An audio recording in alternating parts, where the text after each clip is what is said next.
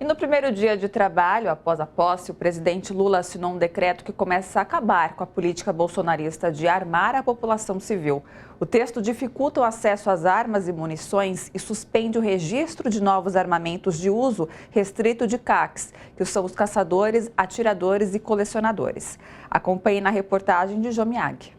Entre as medidas do decreto, Lula determina o recadastramento no Sistema Nacional de Armas da Polícia Federal, o SINARME, de todas as armas compradas a partir de outro decreto de facilitação de 2019. Pelas redes sociais, o ministro da Justiça, Flávio Dino, disse que vai haver um recenseamento geral de armas existentes no Brasil, separando o joio do trigo. Analistas comemoram as medidas como um início para o controle e desarmamento da população. Os decretos são extremamente positivos, né? Eles foram fruto de um estudo extremamente dedicado da comissão, da equipe de transição, né? Que foi montado um GT específico para o controle de armas, com representantes da sociedade civil, pesquisadores, ONGs, advogados, que estudaram, inclusive, a melhor técnica legislativa para produzir esses decretos, né? Então, foi um trabalho muito bem feito, com participação social. O decreto também suspende a autorização de novos clubes de tiro até a elaboração de futura regulamentação, condiciona a autorização do porte de armas à comprovação da necessidade,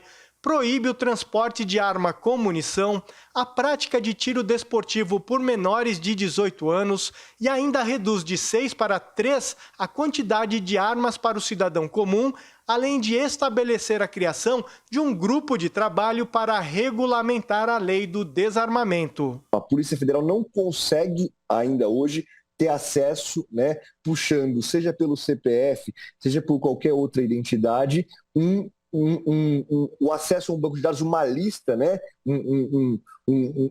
Uma informação organizada de quantas armas e quais são as armas que a pessoa tem registrada, por exemplo. Né?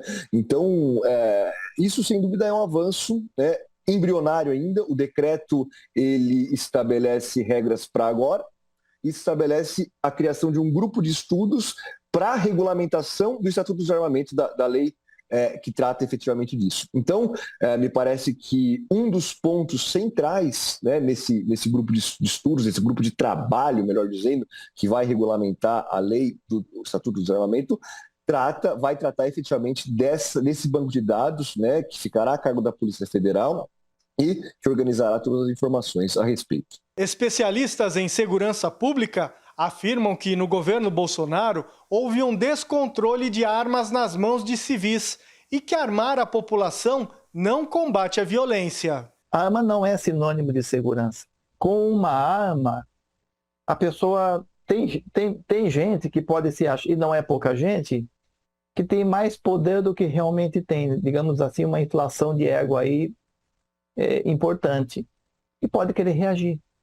E aí a situação que já é grave pode ficar mais grave ainda, com uma morte ou uma lesão corporal, muitas vezes de natureza grave, né? Com sequelas seríssimas para a vida da pessoa e dos familiares, né? Falando também em morte. No governo Bolsonaro, o número de licenças para armas de fogo subiu 473%, chegando a 674 mil. Atualmente, o Brasil tem 4.500.000 armas de fogo em posse de civis, mas 1/3 delas não é legalizada. Para piorar, só em 2022, mais de 1.200 armas foram roubadas e furtadas e abasteceram o crime organizado, sem contar os falsos colecionadores, cujas armas também vão para a bandidagem. Passou a ser literalmente falando, uma porteira aberta, onde entra o que quer, não tem a possibilidade de rastreamento,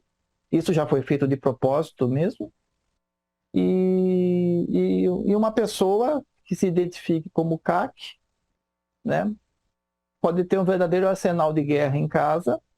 E como já era previsto quando ele lançou essas medidas, na verdade, muitas dessas pessoas são verdadeiros laranjas do crime organizado, né? Então, existe uma catástrofe em termos de situação de armamento e munições no Brasil. Na solenidade de posse, o ministro da Justiça, Flávio Dino, disse que solucionar definitivamente o caso Marielle Franco é questão de honra para o Estado brasileiro. Acrescentou que a Polícia Federal atuará para que esse crime seja desvendado definitivamente e nós saibamos quem matou Marielle e quem mandou matá-la naquele dia no Rio de Janeiro. Flávio Dino reafirmou que serão punidos os extremistas que atentaram contra o Estado Democrático de Direito. Um dos investigados poderá ser Jair Bolsonaro.